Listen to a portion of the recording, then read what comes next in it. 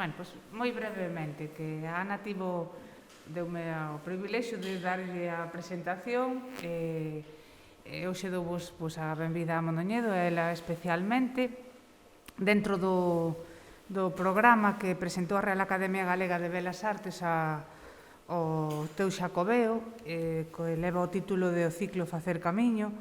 Pois Mondoñedo foi unha das sedes elexidas para impartir algunha das súas conferencias, que Ana me explicou que ademais despois habrá unha publicación tamén divulgativa.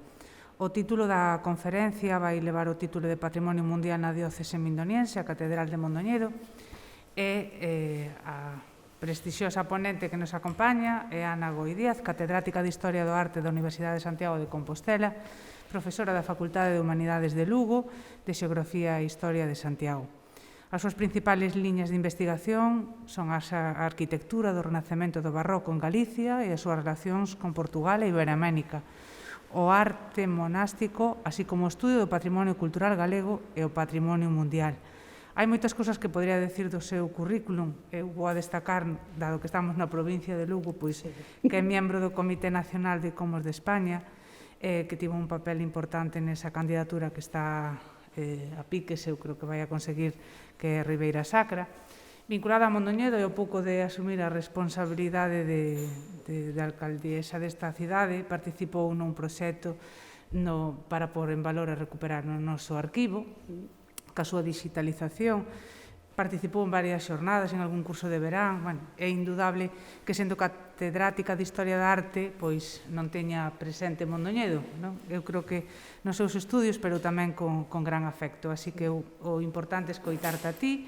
Agradezco aos valientes que siguen asistindo a actividades culturais con presencia física nestas circunstancias. Deseo que vos coidades moito, que eu creo que tamén vennos moi ben pois escoitar, participar en actividades como esta tamén para esquecer este momento tan complicado que estamos a vivir. Así que, Ana, benvida e tes a palabra. E moitas gracias. Pois moitas gracias a todos por estar aquí. Efectivamente, eu iba a empezar dicindo que benvidos aos valientes, non? Bueno, pois sair da casa nas circunstancias nas que estamos. Así que, bueno, pois espero que polo menos merezca un pouco a pena, non?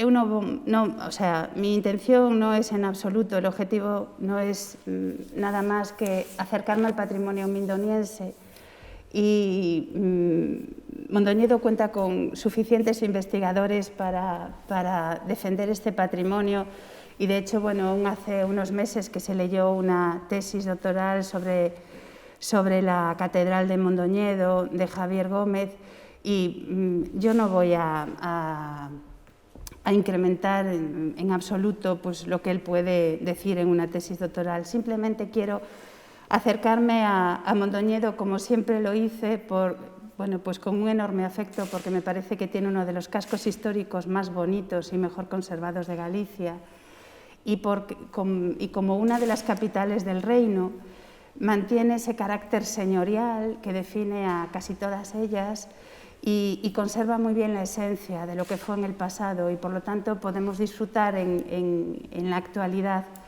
pues de esas plazas, de esas calles, de esos magníficos pazos urbanos, por supuesto de sus conventos y de la catedral.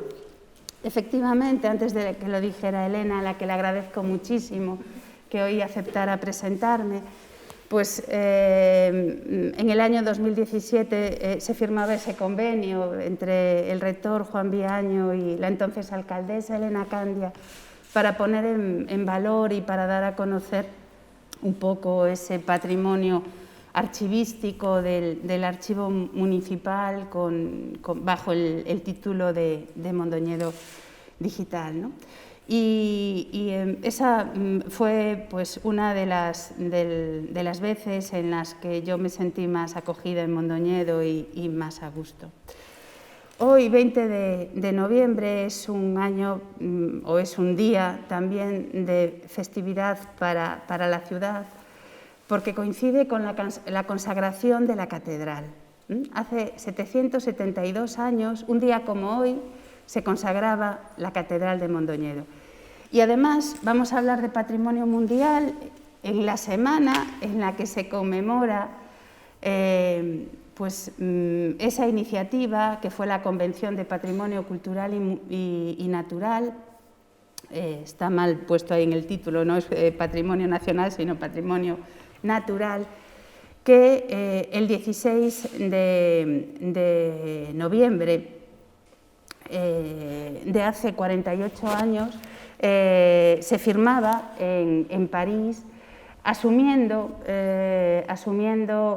todo a nivel internacional, UNESCO, la necesidad de proteger el patrimonio. Después de la Primera Guerra Mundial y del gran número de monumentos que habían caído, empezó a surgir un movimiento internacional que defendía la preservación de aquellos monumentos o sitios culturales y de aquellos elementos naturales que tuvieran un extraordinario valor. Así que, bueno, pues en ese momento Europa, o sea, con la iniciativa de Europa y con el apoyo del resto de los países que estaban representados en la UNESCO, se impulsa una campaña internacional para salvaguardar y rescatar los templos de Egipto y de Sudán, los grandes templos de Nubia, que por la construcción de la presa de Asuán quedaban bajo las aguas y que era necesario su traslado. Bueno, esta iniciativa, que se inicia en el año 55 y 56 del siglo pasado, era prácticamente contemporánea a lo que aquí un arquitecto llamado Pons Sorolla y un arqueólogo llamado Manuel Chamoso Lamas estaban impulsando por la construcción de la presa de Belesar en el Miño, con el traslado de la villa de Puerto Marín y con el traslado de las iglesias de San Xoán da Cova y Santo Estevo de Chouzán, también a un emplazamiento nuevo, ¿no? Bueno, pues en ese momento, cuando a nivel internacional UNESCO se plantea el traslado de estos templos por la construcción de la presa de Asuán, fue la primera vez que a nivel internacional hubo bueno, pues una acuestación para apoyar el patrimonio y asumir los gastos que suponían el traslado de estas obras. En aquel momento el traslado costó 80 millones de dólares americanos y más de la mitad fue financiado por los distintos países, por 50 países que, demostrando una gran solidaridad y una responsabilidad con el patrimonio, decidieron asumir esta obra. A partir de ahí, pues van a ser 20 países los que van a ratificar esa primera convención que se firma en el año 78 y a partir de ahí, poco a poco, se van a ir sumando otros países, empezando bueno, pues, por países como Arabia Saudí, Australia, China, Dinamarca, Egipto, Estados Unidos, Francia. España llegó un poquito más tarde, llegó en el año 1953, Rusia en el 56 y durante la década de los años 60 se fueron sumando todos los países africanos después del proceso de descolonización. Bueno, ese hecho que conmemorábamos el lunes de esta semana, que es el patrimonio mundial, ¿qué ha recorrido? ¿Cuál ha sido su recorrido desde hace 48 años hasta la actualidad? Bueno, pues en estos momentos tenemos más de 1.122 bienes declarados, fundamentalmente situados en el continente europeo. Son, en amarillo aparecen todos los que son sitios culturales, en verde los que son sitios naturales, con la combinación de los dos colores los bienes que son mixtos, como tenemos aquí alguno, y en rojo aparecen los que están en peligro. Es decir, esos 48 años nos han permitido recoger aquellos bienes que a nivel mundial representan algo excepcional y único, y ojalá dentro de unos meses, en el mes de junio, en China, sea posible conseguir que la Ribeira Sacra sea otro de esos puntitos amarillos que se sitúan en el mapa y que tenga ese reconocimiento internacional que a todos nos enorgullecería y que haría, pues, permitiría un desarrollo mayor de toda esta maravillosa comarca, ¿no? Y cuando Mondoñedo o la diócesis mendoniense entra a formar parte de ese club de los 1122 que en estos momentos están declarados, bueno, pues eso se produce en el año 2015 y a partir de una ampliación de un bien ya existente que era el Camino de Santiago, los caminos de peregrinación. En el 2015 se decide añadir a lo que se denominaba el Camino francés otra serie de itinerarios, una red de caminos que recorrían la península por el norte de España y entre ellos también aquel que había sido el primigenio o el más antiguo, el llamado Camino Primitivo, que fue el recorrido por Alfonso II cuando por primera vez visita Compostela.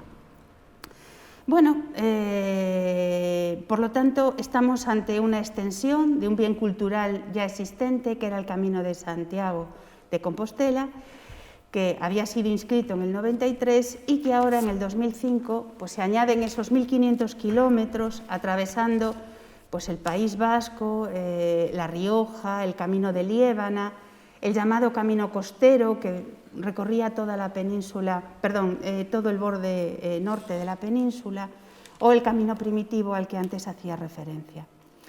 Eso permitió incrementar y diversificar esa ruta de peregrinación.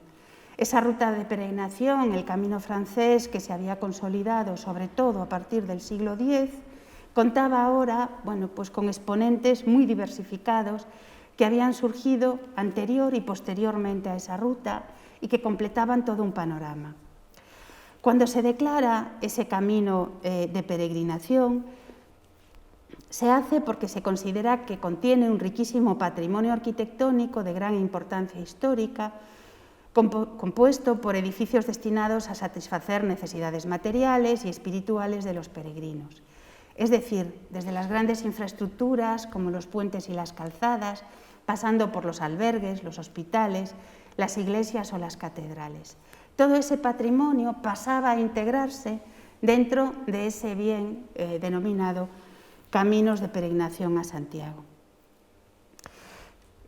Esos caminos que aparecen, bueno, ahí recogidos, vamos a verlos con más detalle, ahí los tenemos, identificando, bueno, pues lo que sería el camino primitivo, que es esa línea morada, el camino costero, que es la línea azul, el camino francés, que es el que ya estaba declarado desde el 93 y que ahora se complementa, y el camino del País Vasco y de Liébana, que eran los que faltaban, este de aquí, que eran los que faltaban por Liébana, y el del País Vasco, que eran los que faltaba por incorporar.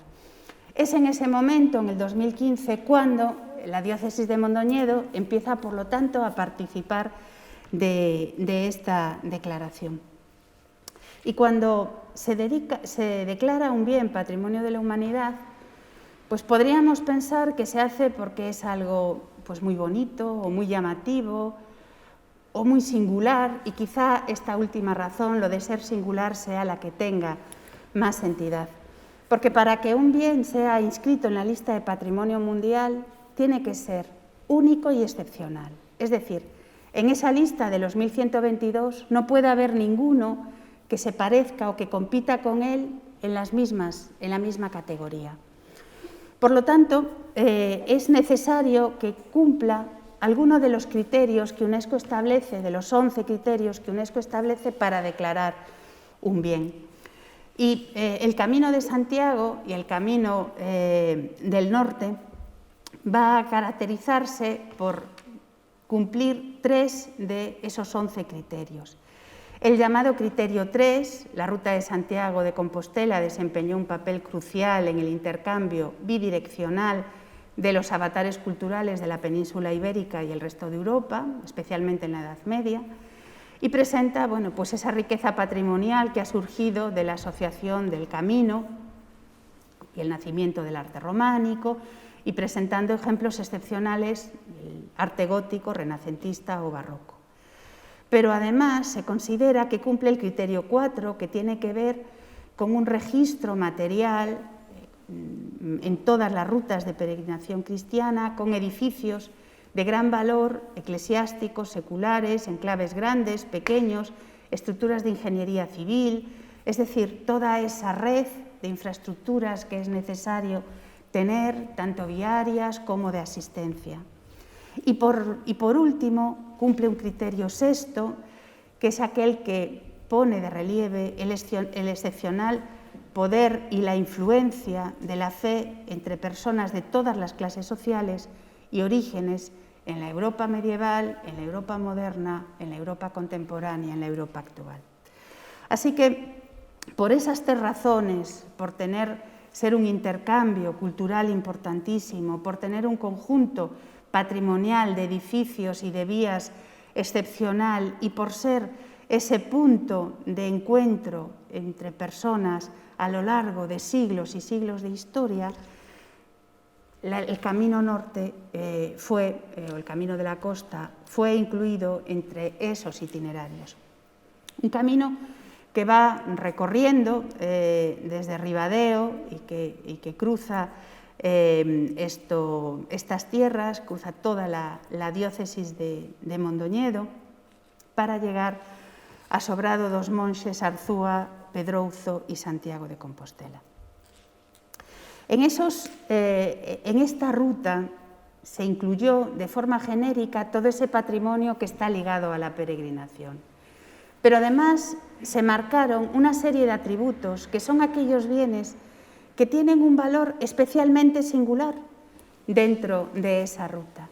Y entre esos atributos, uno de los 21 que se incluyó entre los 1.500 kilómetros de camino, uno fue la Catedral de Mondoñedo, por ese valor extraordinario en el intercambio cultural a lo largo de generaciones y generaciones de hombres y mujeres que se dieron cita en estas tierras, compartieron y convivieron y nos dejaron manifestaciones culturales y artísticas de extraordinario valor. Por lo tanto, van a estar incluidas desde pequeños santuarios o parroquias, hospitales que se encuentran en la ruta y que no han sido seleccionados de forma individual, no son atributos, pero sí forman parte del patrimonio xacobeo. Ahí tenemos, pues, por ejemplo, elegí unos cuantos, sobre todo de la zona de Ribadeo, porque iba a centrarme en Mondoñedo al estudiar la catedral, ¿no? Y ahí tenemos, bueno, pues, por ejemplo, el Santuario de la Virgen de las Virtudes, de Ponte Arrante, con un conjunto maravilloso de pinturas, de tardogóticas y renacentistas, y una magnífica crónica que nos habla de esos intercambios culturales a un lado y el otro del Atlántico, con ese mar tan cercano que siempre permitió el paso, el contacto de culturas y de personas, ¿no? En esa pintura mural vemos el naufragio del barco Santa Catalina, que capitaneaba Domingo de Carranza e Aguiar, que se hundió, pero que se salvó la tripulación, que pudieron llegar a tierra y, por lo tanto, como un esboto, al regreso, le dedica a la Virgen del santuario esta crónica de todo lo que ha vivido en ese naufragio que sufre cuando se va a las Indias. Junto a ese patrimonio eclesiástico estaría también un patrimonio civil de extraordinaria importancia. Un patrimonio que ha sido testigo de ese caminar de los peregrinos a lo largo de la ruta y que ha dejado testimonios importantísimos, episodios históricos de relevancia para toda la comarca, como puede ser el Pazo de Tobar, en Santo Tomé de Lourenzá, en donde, bueno, pues, vemos una de esas fortalezas medievales que fueron transformadas en el Renacimiento y ocupadas durante el Barroco, y que es un ejemplo singular de esta reutilización de los monumentos y de las arquitecturas a lo largo de la historia. O, bueno, pues ejemplos como la iglesia de Santa María de Abadín, en donde siempre está presente en todas ellas un retablo dedicado a la peregrinación y a Compostela, y que entrarían a formar parte, pues como todo un censo anónimo de obras con sus singularidades y volcadas siempre a ese tema de la peregrinación y de asistencia al peregrino, con pequeños hospitales ligados a muchas de estas parroquias, con 2, 3, 4 camas que permitían auxiliar a aquellos que durante el trayecto sufrían el daño de la peregrinación. Y, por supuesto, no podemos dejar al lado todas aquellas infraestructuras relevantes que permitieron a lo largo de todos estos tiempos poder hacer real el sueño de estos peregrinos de llegar a contemplar las torres de Compostela. Ahí tenemos el puente de Martiñán, por ejemplo, sobre el río Batán, una de esas infraestructuras que afortunadamente no es anónima y conocemos los autores ligado a la familia de Soane, de Carboeira.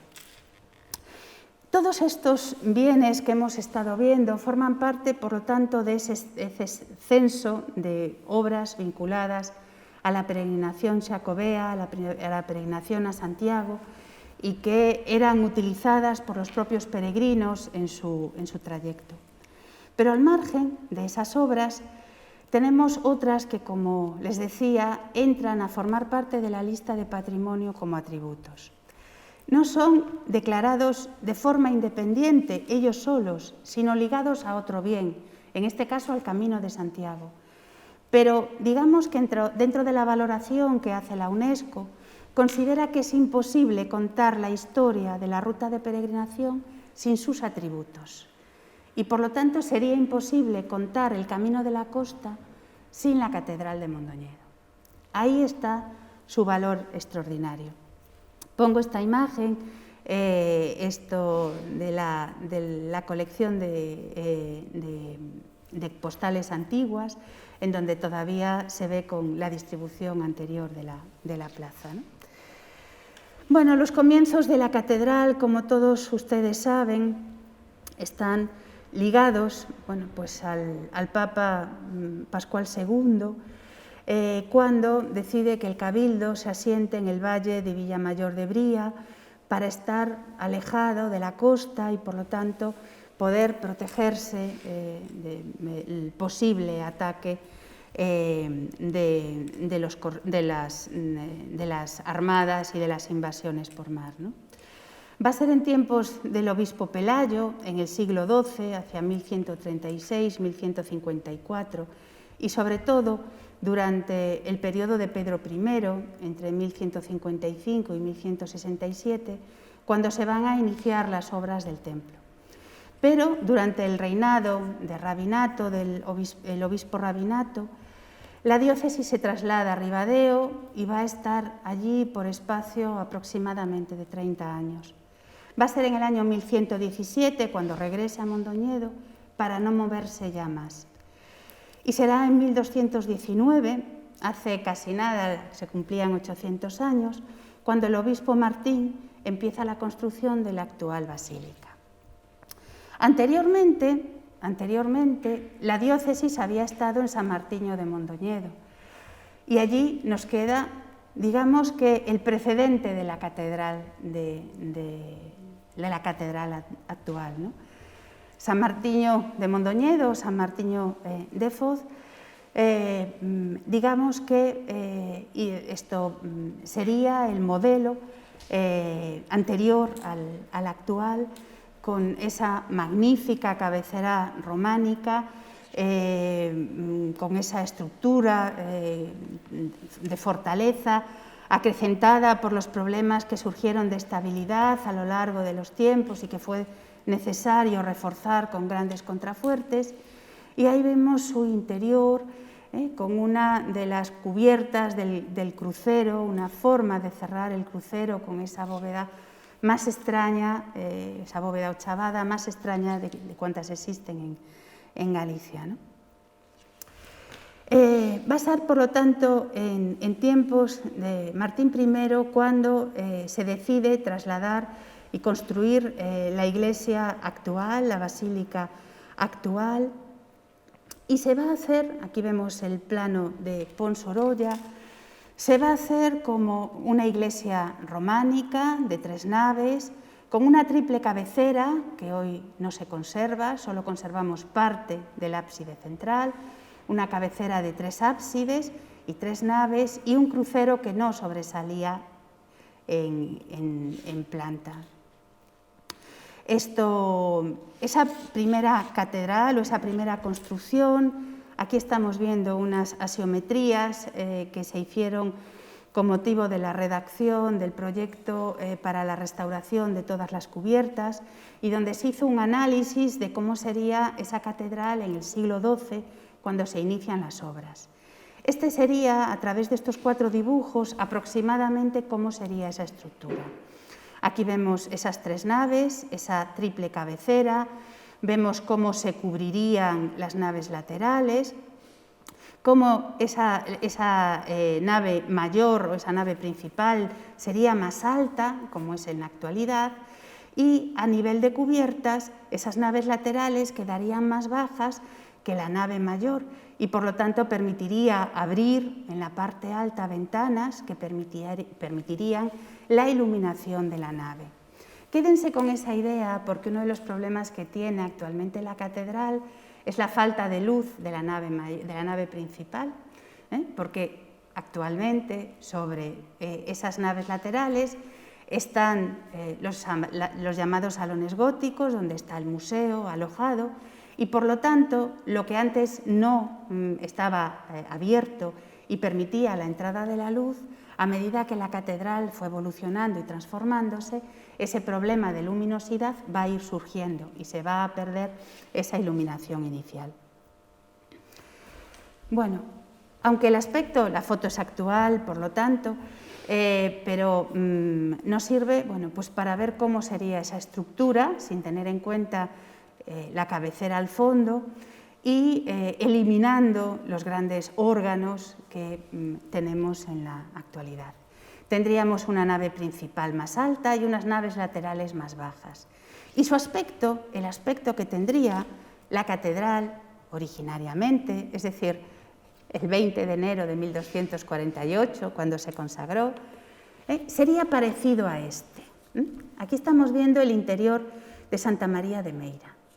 También tenemos una nave mayor, unas naves laterales o una nave central, unas naves laterales, las naves laterales más bajas, ventanas en la parte alta de la nave principal, lo están viendo, esto lo mismo lo tendríamos en Mondoñedo, y fíjense que las columnas no llegan al suelo, quedan como colgadas en el aire. Esta es una característica que va a presentar la arquitectura cisterciense. En el siglo XIII va a tener un enorme desarrollo en el siglo XIII, va a tener un enorme desarrollo la Orden de San Bernardo. La Orden de San Bernardo, el cister, es una orden mucho más austera que los benedictinos. Y su forma de construir es intentar, hoy diríamos, ser minimalista, es decir, reducir la decoración al máximo. Y por lo tanto, las columnas que sostienen la bóveda, en lugar de llegar al suelo, quedan colgadas, para que la parte baja sea más abierta. Si volvemos a la imagen anterior, fíjense cómo en el caso de Mondoñedo, las columnas bajan hasta el suelo. Bueno, podríamos pensar, en principio, que es que esto es una catedral y lo otro una iglesia monástica, la catedral más rica y por lo tanto mayor ornamentación. Pero no. Cuando Pons Orolla en los años 50 y 60 lleva a cabo la restauración, le parece que la catedral rematen los pilares quedando las columnas cortadas, no lo merece y por lo tanto las completa. Afortunadamente tenemos fotos del antes y el después y sabemos que eso surge a partir de la restauración que hace Ponsorolla. Pero el aspecto sería muy parecido al que tenemos aquí. Perdón. Bueno, ahí tendríamos, por lo tanto, las columnas, tendríamos las bóvedas apuntadas y tendríamos la cabecera al fondo. Bueno, de toda esa cabecera nos queda un elemento muy interesante, que es el ábside. El ábside, que si volvemos a la imagen anterior, está todavía en la estructura, pero ha sido forrado y no lo vemos cuando paseamos por la girola de la catedral. Pero los muros de la capilla actual son los muros románicos y aquí los vemos cuando subimos a las cubiertas. Una obra además en torno al año 1200 de una extraordinaria calidad. Aquí estamos viendo todo el proyecto que se hizo para la cubierta de madera por Antonio de Vega Rodríguez y Ana Guerra Pestoni en 1998, pero que han conseguido darle un protagonismo a ese ábside, del cual tenemos todavía, aparte de los canecillos o modillones, de una extraordinaria calidad. De una calidad ligada a talleres franceses, que siguiendo probablemente la ruta de peregrinación, ese camino de la costa, se asentarían en Mondoñedo e intervendrían en esta obra. Ha sido estudiado con mucho detalle por el profesor Izquierdo Perrín y llega a hacer una afiliación de esos talleres y destacar sobre todo algunas de las piezas, como puede ser este músico, por el extraordinario detalle con el que está trabajado esa piedra caliza que permite un detalle en los plegados y en las facciones y en el acabado de la pieza. Tenemos también otros ejemplos de representaciones animalísticas o incluso representaciones de vicios que suelen ser muy frecuentes en este tipo de obras. A finales del XIII, la imagen de la catedral sería muy similar a esta.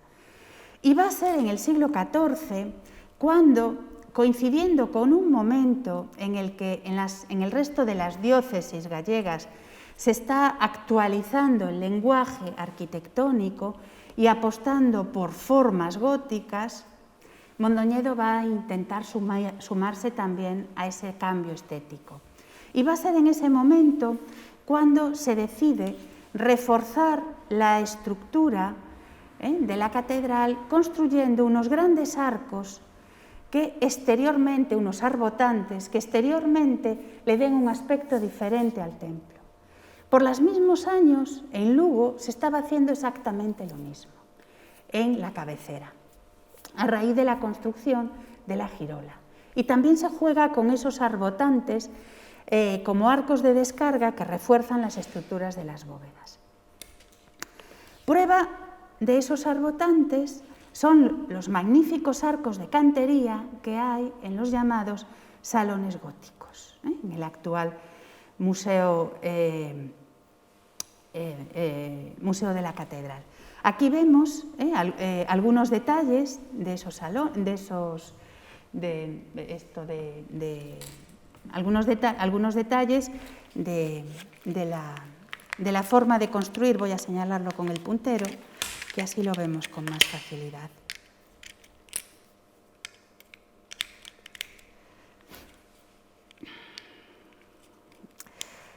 Toda esta sillería de extraordinaria calidad permitió que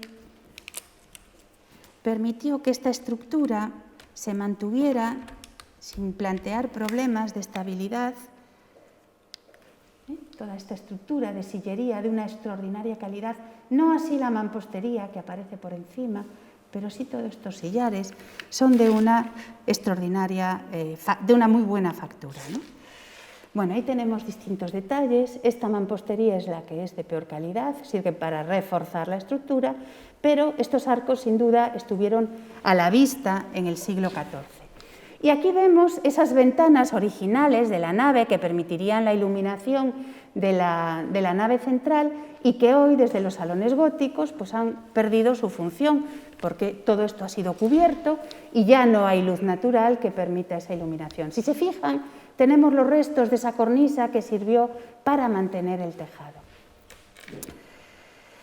Por lo tanto, ahí tenemos cómo sería con ese trazo azul, cómo sería la catedral en el siglo XIII y cómo en el XIV se disponen esos arbotantes que permitirían darle ese aspecto gótico a la fábrica. En el siglo XVI, Mondoñedo vive un momento cultural de una extraordinaria importancia. Es uno de los núcleos a través de los cuales va a entrar el Renacimiento en Galicia. Por un lado será en el sur Monforte, por otro lado será Santiago como la gran ciudad de peregrinación y Mondoñedo sería ese tercer núcleo importantísimo por sus relaciones con todo el norte.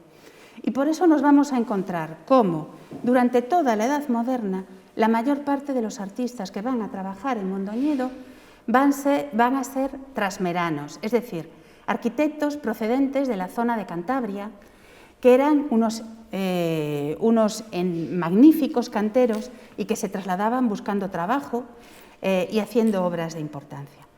En Mondoñedo, en el siglo XVI, se van a llevar a cabo dos proyectos muy relevantes. Por un lado, toda una reforma del sistema hidráulico de abastecimiento de agua. En aquel momento, hablar de agua corriente, hablar de agua de buenas condiciones, que no estuviera contaminada, era asegurar el desarrollo de la ciudad, evitar epidemias, tener a la población sana. Por lo tanto, hablar de un sistema hidráulico era hablar ahora como si hablamos del AVE o de esas conquistas de... Y por otro lado, la importancia que va adquiriendo la ciudad lleva a que se lleve a cabo el proyecto de construcción de las casas consistoriales.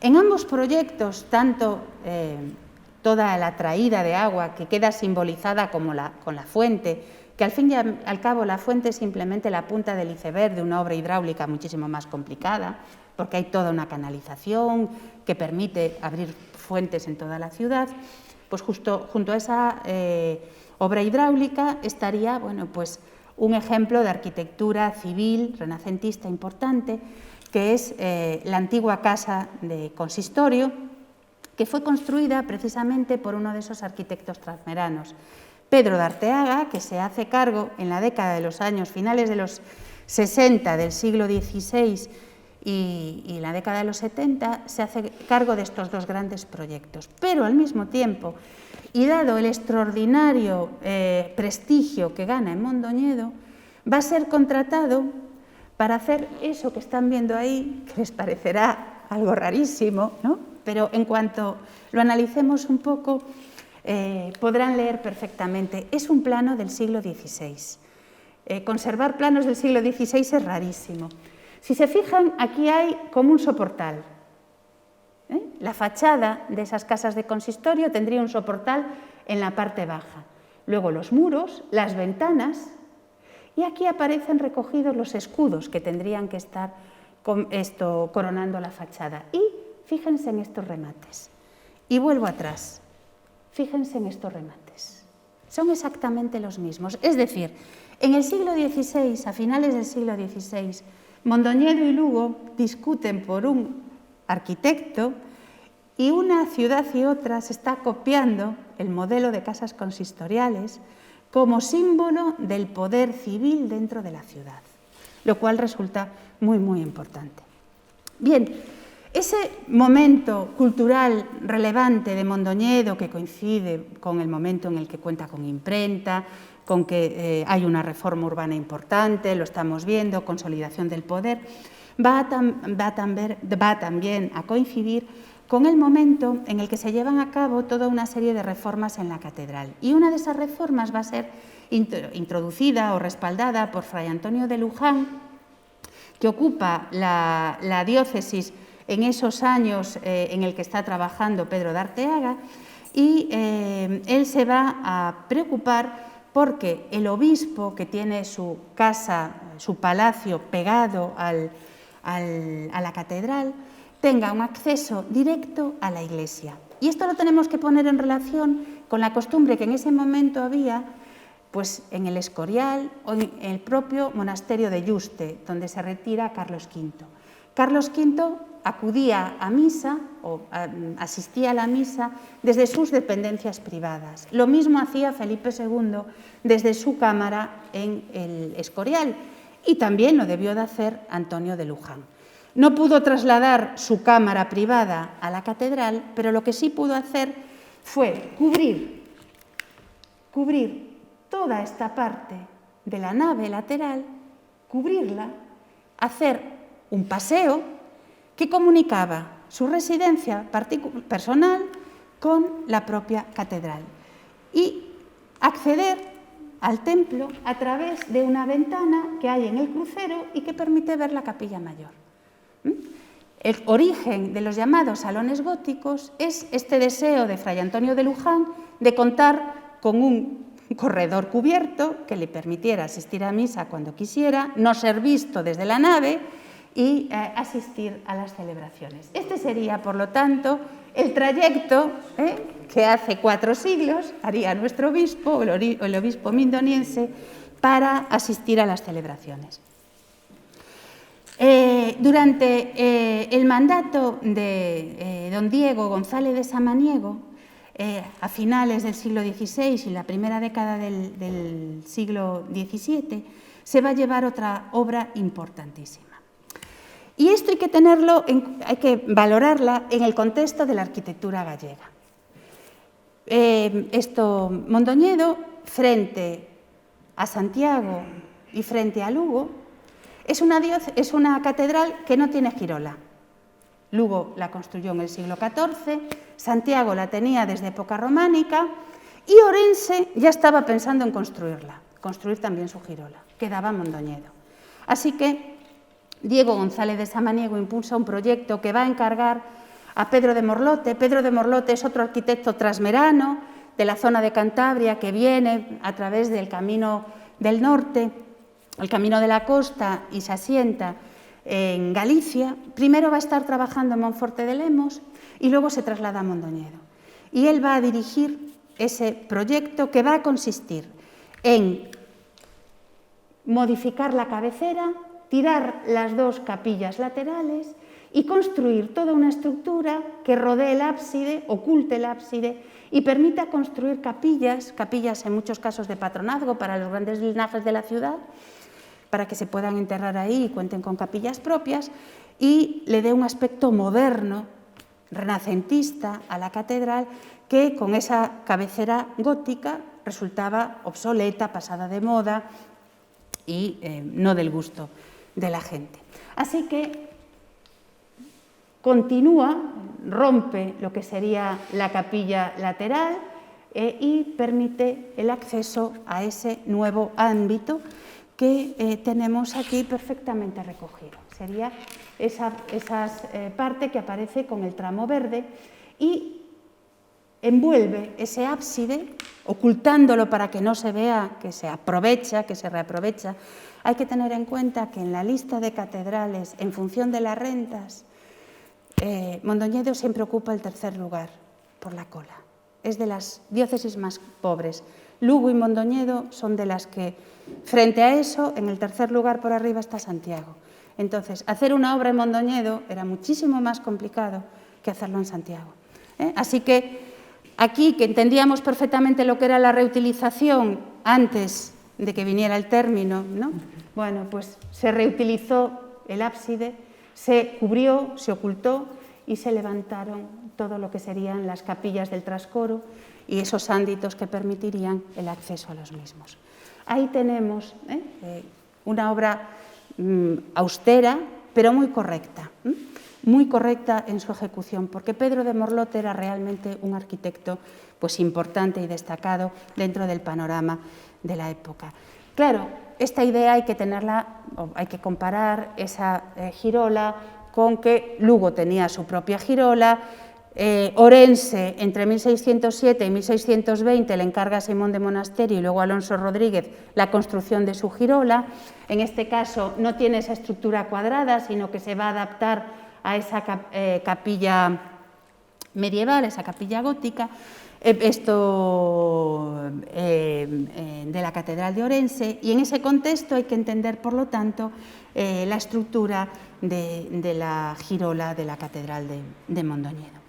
Al mismo tiempo que Pedro de Morlote está haciendo la girola, van a construir también la sacristía, una sacristía amplia, porque en época medieval las sacristías no tenían relevancia.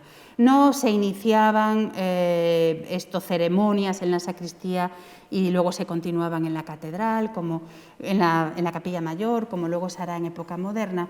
Y además eran muy pocos los ornamentos litúrgicos, los cálices, las custodias, las cruces, y no hacía falta un espacio grande para guardarlas. En época moderna va a tener una mayor importancia, y muchas de las celebraciones en donde participaban varios sacerdotes o todo el cabildo obligaba a contar con un espacio amplio en el que poder reunirse. Ahí tenemos la sacristía de la Catedral de Mondoñedo, una sacristía longitudinal con 3 tramos de bóvedas y con ventanas en uno de los lados para permitir la iluminación, y sobre todo en la parte baja las cajonerías, los muebles que permitían guardar todos esos ornamentos litúrgicos. Ese tipo de sacristía era la que también se había construido en el siglo XVI en la Catedral de Santiago, pero con una mayor riqueza, ¿no? Y realmente Pedro de Morlote estaba acostumbrado a diseñar este tipo de bóvedas. Estas son las que tenemos en San Vicente de Pino, de Monforte de Lemos, en donde él está trabajando entre 1580 y 1601, es decir, justo antes de venirse a Mondoñedo. Claro, la tracería de todas estas bóvedas con todos estos nervios es bastante más compleja que la que veíamos en la sacristía de Mondoñedo, pero eso también obedece a que cuanto más decoración, más horas de cantero trabajando, y por lo tanto se incrementaba de forma significativa el coste.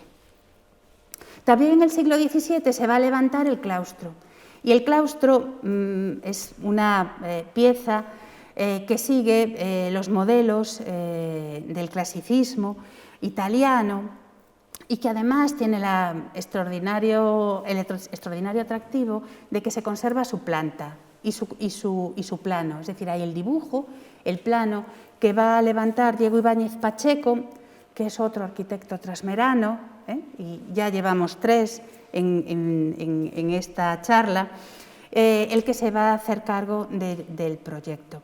Es una obra muy austera, pero muy correcta, y que sigue pues, esas proporciones que van a estar de moda durante el reinado de Felipe II y Felipe III, fundamentalmente.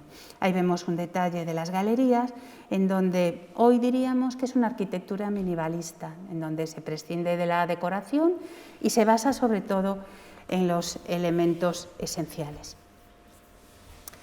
Después de unos años sin apenas proyectos desde el punto de vista arquitectónico, centrados sobre todo en proyectos de decoración, diseño de retablos y de escultura, nos vamos a encontrar una nueva fase constructiva a principios del siglo XVIII, coincidiendo con el periodo de Juan Muñoz Salcedo.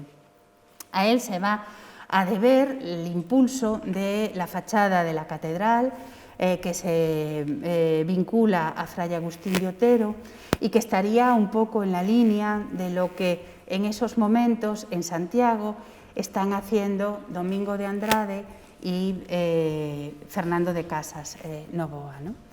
Vemos ya la introducción de un lenguaje barroco con una decoración de sartas, de frutas en muchos casos, la introducción de acantos, elementos ornamentales que son típicos del barroco y que van a tener pues, una presencia en toda la obra. Eso además va a determinar que se vaya introduciendo una serie de elementos, tanto en lo que se refiere a las torres como a los remates de las naves. Podemos apreciar perfectamente en la imagen, cómo inicialmente los contrafuertes medievales llegaban hasta aquí, cómo se amplían posteriormente y cuando se regulariza todo el alzado con la construcción de esa balconada y de esos pináculos que van decorando exteriormente toda la estructura. Y vemos además el cambio en el tipo de ventana en función de la época en la que se fue construyendo.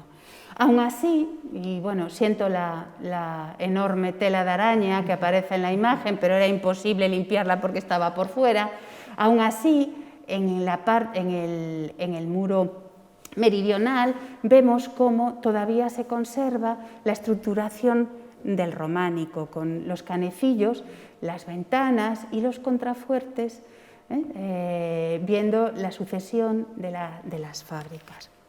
Lógicamente, este alero no tiene ninguna función porque luego el muro se eleva y el tejado se encuentra bastante más arriba. Pero ¿para qué se va a tirar? Pues se mantiene y nos queda como un testigo, una huella del pasado, ¿no? Bueno, en el siglo, ya a finales del siglo XVIII, se va a llevar a cabo otro proyecto. Y es que hemos visto cómo el crucero no sobresalía en planta, era una continuación de las naves. Bueno, pues primero se va a construir este trocito del crucero y posteriormente el del otro lado. ¿Y cómo sabemos eso? Pues porque aparece recogido en las actas capitulares y porque además lo que es muy habitual es que aquel obispo que financie la obra deje su escudo puesto en ella, ¿no? Y eso va a permitir, los escudos nos ayudan a la datación.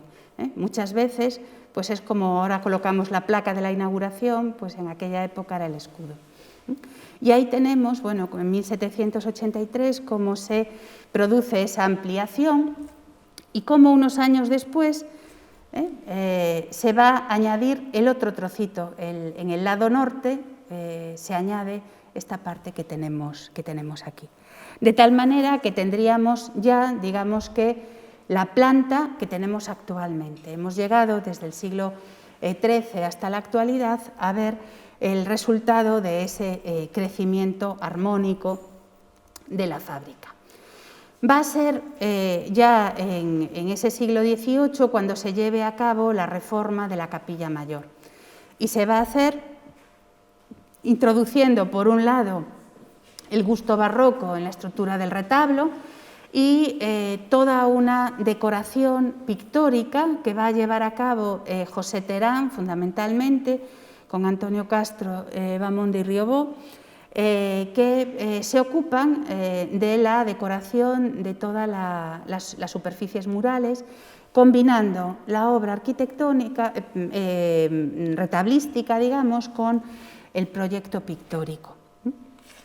Una obra en donde ya se nos habla de la ruptura de la organización en cuerpos, en donde ya hay una convivencia entre las distintas entre las calles y los cuerpos, y en donde, bueno, pues en lugar preferente aparece el tema de la Asunción de María, la ascensión de María a los cielos y la coronación por parte de la Trinidad.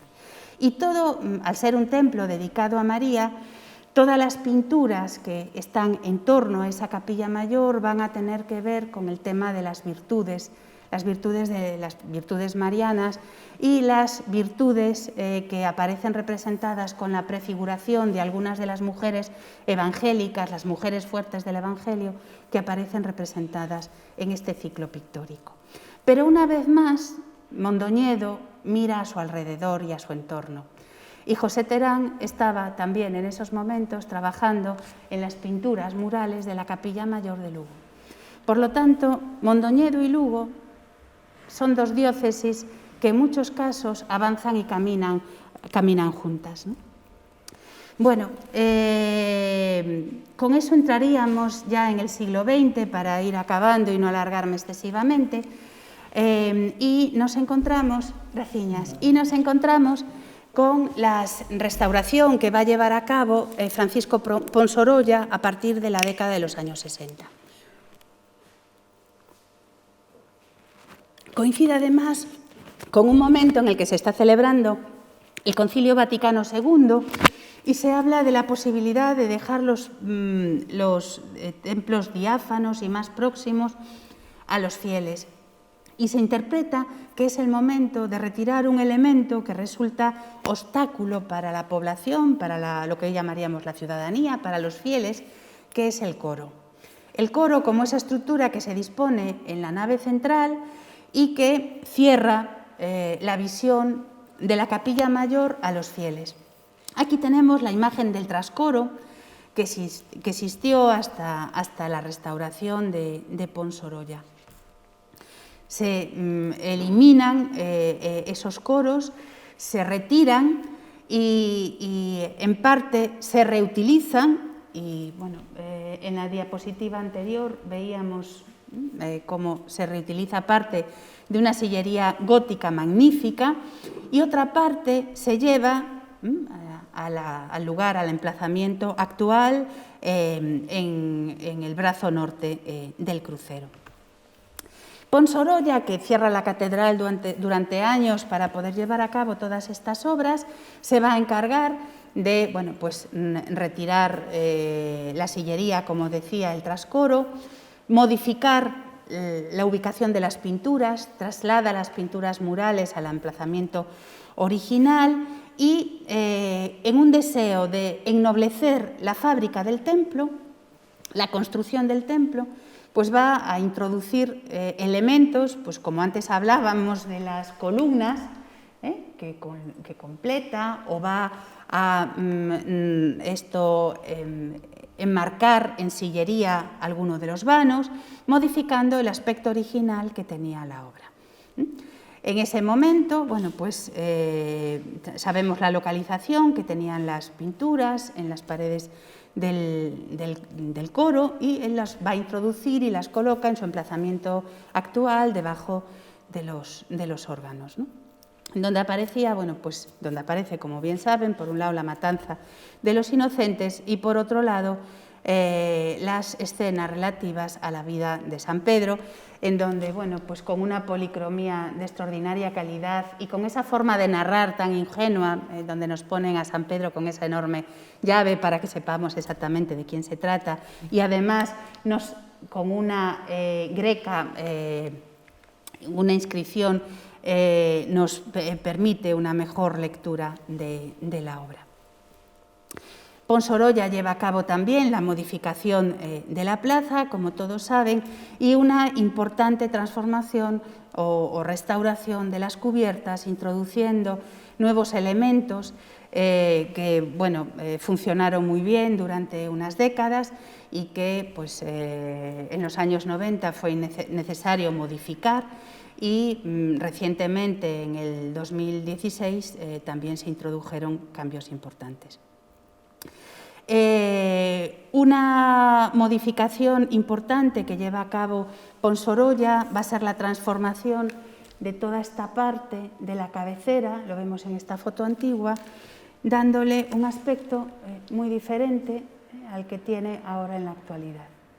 Eliminando, él introdujo una cubierta única y lo que se ha hecho para recuperar lo que había antes era establecer una diferencia entre lo que es la capilla mayor, la girola y las capillas del trascoro, del trasaltar.